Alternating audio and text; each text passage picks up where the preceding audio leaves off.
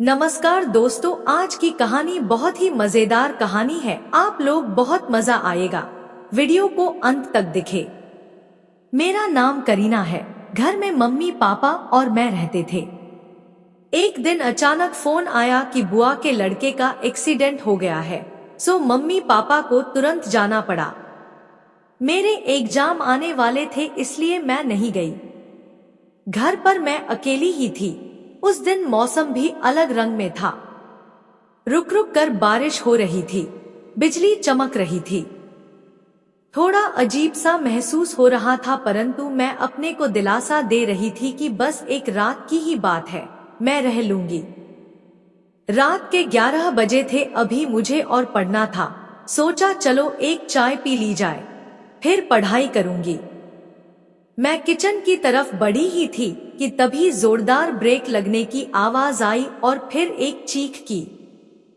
पहले तो मैं थोड़ा घबराई, फिर मैंने मेन गेट खोला तो सामने एक युवक घायल पड़ा था, खून से लथपथ और रचेत। मैंने इधर उधर देखा कि शायद कोई दिखाई दे, परंतु वहां कोई नहीं था जो उसकी मदद करता। अगर मैं अंदर आ गई तो वह युवक मर भी सकता है। कुछ देर सोचने के बाद मैंने उसे उठाने का निश्चय किया। तभी सामने के घर से राहुल निकला। अरे राहुल, देखो तो किसी ने टक्कर मार दी है, बहुत खून बह रहा है, जरा मदद करो, इसे हॉस्पिटल ले चलते हैं। अरे करीना दीदी, एक्सीडेंट का केस है, मैं किसी लफड़े में नहीं पड़ना चाहता, आप भी अंदर जाओ, राहुल ने कहा।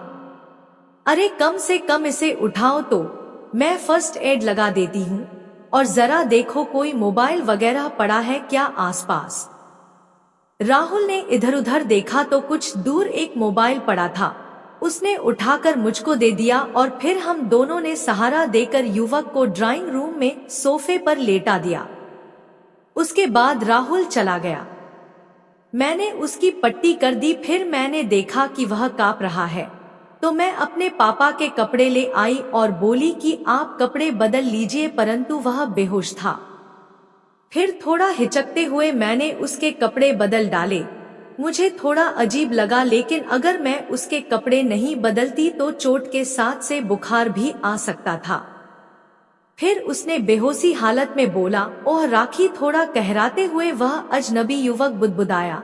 अचानक बेहोशी की हालत में उस अजनबी युवक ने मेरा हाथ कसकर पकड़ लिया।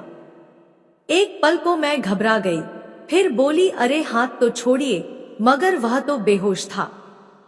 धीरे धीरे उसकी हालत खराब होती जा रही थी। अब मैं घबराने लगी थी।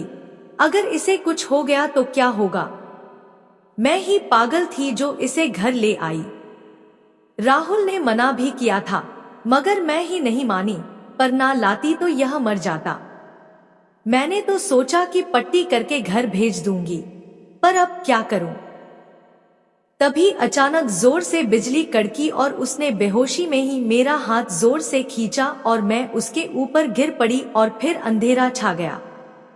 उसने मुझे अपनी बाहों में भर लिया और फिर हम दोनों के बीच वह हुआ जिसकी मैंने कल्पना नहीं की थी।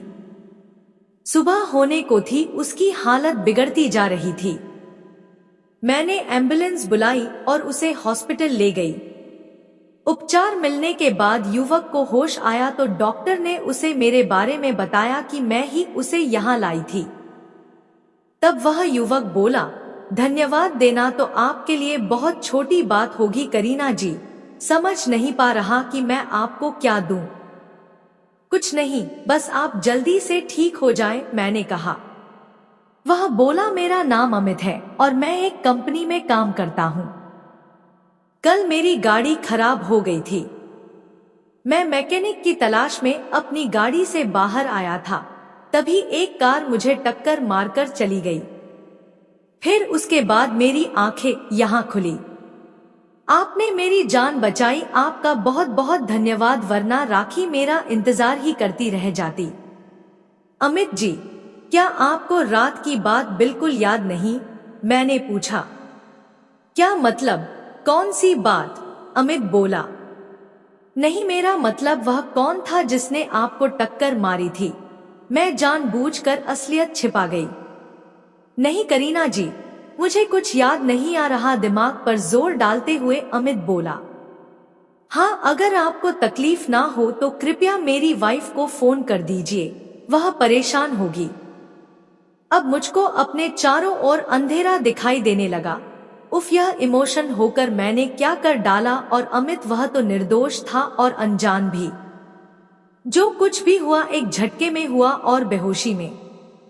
अमित की हालत देखकर मैं उससे कुछ कह ना पाई, पर अब जैसे तैसे मैंने अपने को संभाल कर अमित के घर फोन किया और उसकी पत्नी के आने पर उसे सब कुछ समझाकर अपने घर लौट आई। जब मैं लौटकर आई तो देखा कि मम्मी पापा दरवाजे पर खड़े हैं। अरे करीना, कहाँ चली गई थी सुबह सुबह? और यह तेरा चेहरा ऐसा लग रहा है जैसे पूरी रात सोई ना हो, पापा चिंतित स्वर में बोले। फिर मैं अपने मम्मी पापा को सारी कहानी बताई।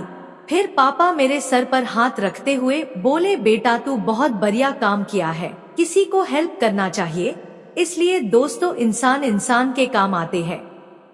आप लोग भी किसी को हेल्प जरूर करें और हमारे चैनल को सब्सक्राइब करें। धन्यवाद।